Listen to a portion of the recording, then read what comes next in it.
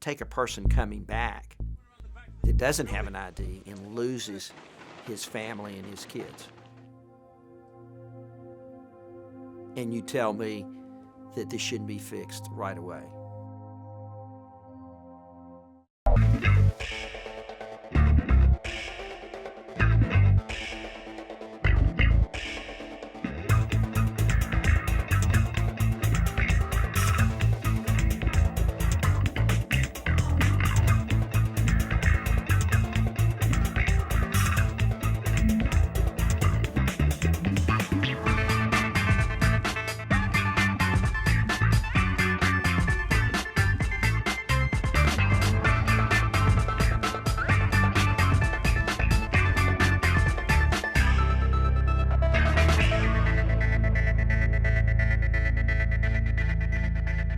Now, fraudsters have mastered technology and the internet to bilk victims out of billions of dollars every year.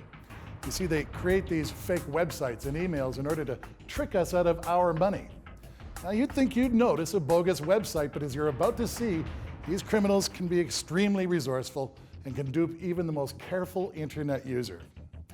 But first, we're going to share with you a very disturbing identity theft story that targets military personnel while they're away on combat duty. To me, it's absolutely outrageous that these heartless scumbags can take advantage of our brave men and women in uniform and get away with it. But unfortunately, it happens all too often. The first time I realized I was a victim of identity theft, I was shocked. My name is George Galvez. I was born in Chicago. I'm the oldest of four. I have 3 younger brothers. During high school, I became a father at a young age, at age 16, 17. So when I found out I was a father, I figured I'd try to do school while I had a kid, but I saw that was really hard, so I figured I'd try to join the Army, you know, better myself, better my life, provide a better life for my daughter as well. George did everything right. He worked hard to improve his life and to build a future for his family. The responsibility was hard, but I mean, you become adult when you become a father. My wife at the time, she helped me out a lot too as well, you know, taking care of my child. And especially through the deployments, which made it harder. I think we got really married at a young age. That's what kind of made things harder as well too. We're kind of new to the military and new to marriage. And especially since when I signed up, I wasn't stationed here. I was stationed in North Carolina, so we have no family, no friends, so we had to make new friends.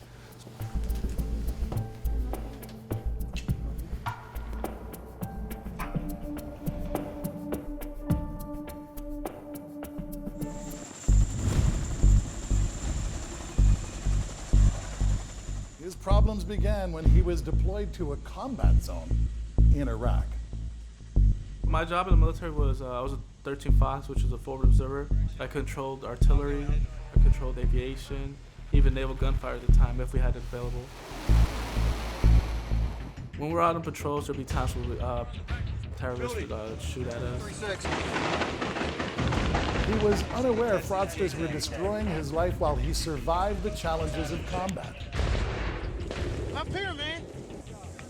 You'd hear the rounds either whiz by or above your head, and you don't know where it's coming from, so it's nerve-wracking. 9576. I mean, I pretty much just prayed and hoped for the best. Might be that chance where you might not come back. When I finished my deployment, I came back with money saved up from Iraq. I figured I'd save that money to get married and buy a house. I went to a bank to get a loan, and I got denied. I figured I was young, I was 19 or 20 at the time. I didn't have no credit built up.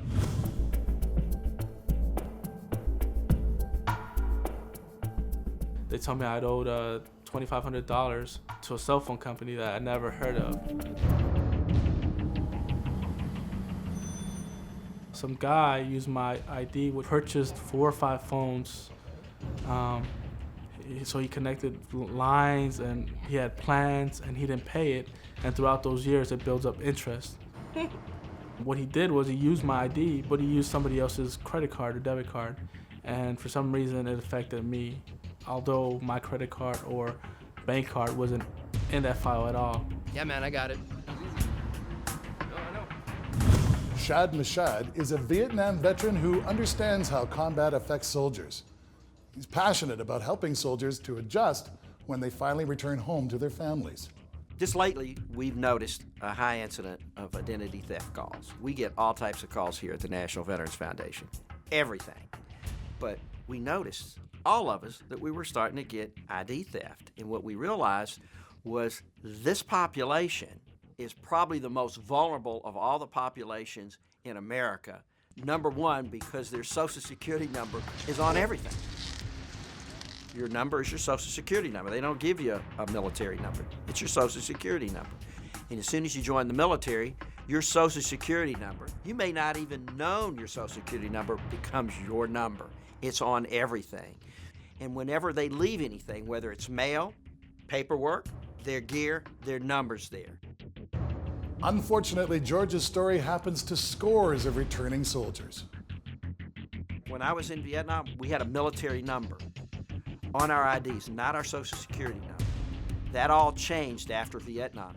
It just takes one person to lift that number, run it through however they do with their fraud software, and they own everything. It's that simple. It's that fast. That is the prime steal for anybody that wants to do fraud, is your Social Security number.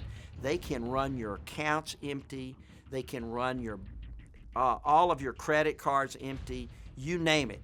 If your Social Security's number is on it, they got it. These people are pros, and they have found the population, and it is sad, but it is true. And finally, I went, oh my God, this is becoming an epidemic. The first time I realized I was a victim of identity theft, I was shocked. Some guy used my ID, purchased 4 or 5 phones. Just lately, we've noticed a high incident of identity theft calls. These people are pros. This is becoming an epidemic.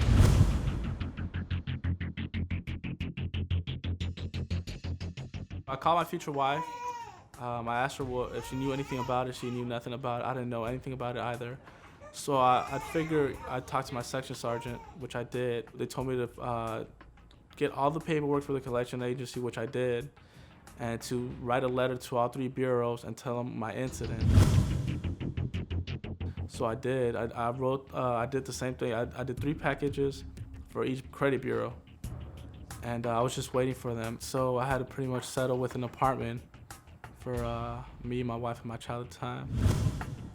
Once I filed the police report in North Carolina, the police station over there told me that I need to file the police report in California, since the incident happened in California. At the time, there was no way I could get to California since I was stationed in North Carolina. So I either had to ask for permission to take leave or just wait when we took leave as a unit. So when that time came, I couldn't, because we went to our second deployment.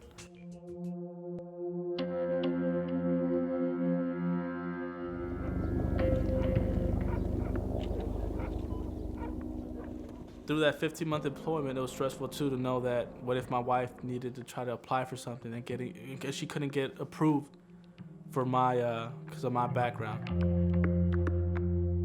I bought a used car before my deployment, which I had it for like say a year or 2. We were having issues with that car, so I figured I'd try to get a new car. We tried like in 5 dealerships in North Carolina, but we still couldn't get approved. So I went to this dealership where they offered me a car, and the guy said all we had to wait was, pretty much for a bank to approve you. He said they're gonna approve you, so I figured, I was good. After that, I left. And a week after, while I was in Iraq, my wife calls me and told me they took the car back because I didn't get approved. Stop. I can't deal with this. You can't deal with what? Tell me. With everything. With the creditors calling, I can't get a loan, can't even get a car. But, what do you want me to do? Like, I've been working on it. They figured since, I had that in my record, I wouldn't be able to pay my my payments. So I figured I'd talk to the collection agency, which I did. I called them. I spoke to one of the representatives. I told them my situation. I even sent them a packet. If you put 2 and 2 together, it would make no sense. So I told her what happened, and the lady, still told me, since it has your signature and it has your social, you still at least should pay. They try to break it down and make me pay half. You at least have to pay half. We can drop it. What I can do for you today It's hard. It's hard. Do something. It's horrific. You And haven't been here to imagine help. what they're dealing with just going on multiple tours, come back, and now you've got all these financial problems that somebody has put you into. It's a major It crime. makes life harder. It definitely makes life harder for everything. In the past decade, identity theft has clearly grown as a much more widespread problem all throughout the United States. The number of people impacted by identity theft has pretty steadily increased year over year to where the latest statistics show 10 million people were impacted last year. The sickness of all this is the fact that 39 years ago, I, amongst 3.5 million other men over a 10-year period, fought in a war, and the readjustment problems were horrendous for us in many ways at that time. We come back to today, and you have these men and women serving multiple tours, going over, putting their lives in harm's way. To imagine that not only while I'm there, possibly losing the identification of sweet old me, 24-year-old young captain, coming back, and your life continues to hit walls because your ID has been stolen, and you have not only that, but you have war memories, and you have nothing but sad memories, and you become sad most of your life. I'm enraged at this whole story of this fraud. This is murder to these individuals. This is murdering who they are. If something's not done for George, it's going to be a bad situation. We're taking 5 years to resolve an identity theft on a combat vet, and his life has changed. And I can guarantee you. When I finished my deployment, next thing you know, I'm pretty much getting a divorce. It affected my marriage, and like say I couldn't provide my family with certain needs. It definitely, it escalates things. If it's with all your other problems, it makes it even worse. You know, you have another problem to add into, I guess. So it took some. It wasn't the whole thing of to end the marriage, but it definitely was a part of it. Take a person coming back that doesn't have an ID and loses his family and his kids. And you tell me that this shouldn't be fixed right away. I just don't think enough people care. The internet age has now proliferated virtually every aspect of our lives. And if you're an active member of the online community, then this next story is one to which you'll want to pay special attention. These days, we do conduct business on the internet, and there's ways to do it properly. There's ways to conduct yourself on the internet. When you walk through the dark streets of a big city at night and go down a dark alley, you know that you're doing something that's not all that smart. The internet has plenty of those dark alleys. There's a very dark side to the internet. One of the things I often like to mention to people in terms of safety of using the internet is the safety related to the vulnerability of your identity. Too many times people will solicit your first name and last name and address and postal code, and you may think that it's for innocent purposes, but you should never give that information unless it's absolutely necessary, unless the reason is explained. Occasionally people get emails which are called phishing emails, and if you receive any of these emails and they are asking you for login information, for your driver's license information, for your bank account information, these are the types of phishing emails that you really need to be aware of, and need to be aware of the fact that any reputable company is not going to ask you for this kind of personal information. People need to understand that if they get an email like that, that they just can't rely upon it, and they need to validate it by calling their bank and asking the right questions. Are you soliciting information from me? Have you sent me this email message? And of course, the bank's response is going to be no. PayPal and other reputable companies will never be sending you emails asking you for passport numbers, bank account numbers, driver's license numbers, or any kind of personal information like that. So if you ever do receive an email that is asking you for personal information like that, you can assume that it is a phishing email, and you should delete it immediately and not ever respond to it. Do I delete emails without opening them? Absolutely I do. And I advise people to do that. If you don't know who sent you that email, delete it. The way we conduct ourselves on the internet is directly related to how effective we use the internet. It is a tool, and it's for us to use. We don't want to be a victim. It's important for people to validate the information that they're receiving, and it's critically important that, to the extent possible, that people educate themselves about how the internet is being used by people who seek to exploit it, but also to understand how those legitimate e-commerce companies are using it so that they can understand the difference between what is valid and what is not valid. When doing business over the internet, it's important to employ due diligence. Most often, fraudsters don't even reside in the same country as their victims. That makes it especially difficult to recoup money after it's been sent, so be leery of anyone that requests your credit card information or recommends that you use a money transfer service when purchasing goods over the internet. Western Union is in over 200 countries and territories around the world. We have a very strong brand. We're a fast, reliable, and safe way to remit money to family and friends. It shouldn't be used for purchasing products over the internet and sending it to people that you don't know. That's not what our service was built for. Once you send money to someone through a money transfer service company, the person's name that you sent it to picks it up, and that money is gone. The only way for the sender now to get it back is to try and get it from the receiver, and in many cases that is almost impossible. It's very time-consuming and difficult for law enforcement people to follow these circumstances. It's not as easy as the visible evidence of someone driving a stolen car down the street, where you've got, physical capability to collect evidence and those type of things. Are you kidding me? I need my package. If the proposed seller or vendor refuses to tell you who they really are or where they really live, or if they're telling you that they're from out of country but the money has to be sent to some other location, any of these issues should be red flags. And there's great things that you can do with the web by accessing information that never previously existed before.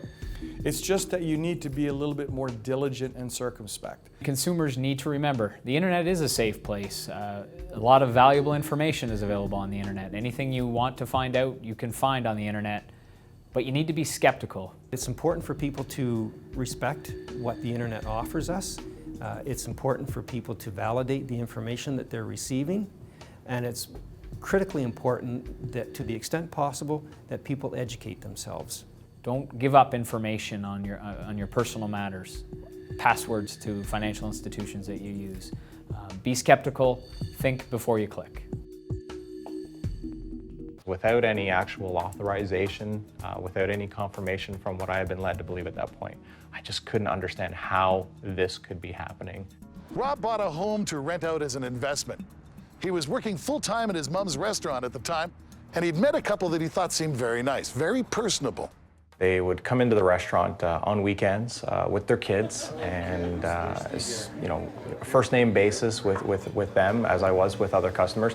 They were kind of, for parents of teenagers, they were sort of hip and cool, and we got along really, really well. And over obviously years, you just get to talking about a lot of different things. And as we were talking, they were sort of telling me about how what happened was their current landlord was going to be selling property. As I was thinking about buying a property, and had inspired me to say, well, I'm looking at some property. If you're interested in looking for a place to live, that'd be great. I actually took them with me one day with my real estate agent to look. That's how sort of informal the friendship was. And as I say, she was the manager of a business in town, and I frequented that business because she was the manager. I talked to her kids. I helped their daughter get a job at the Tim Hortons because I knew the owner there, and that's actually how friendly we were. And it just didn't seem to really be an issue to have them be my tenants. I guess I should have known something was wrong on day one when they came and they only had first month's rent. They didn't have first and lasts. So they moved in over the weekend. It was, I believe, November of '03. And things were okay. The couple asked Rob a few times if they could pay him just a little later. But after he awarded them a few months' grace, then the couple decided to dismiss payments altogether.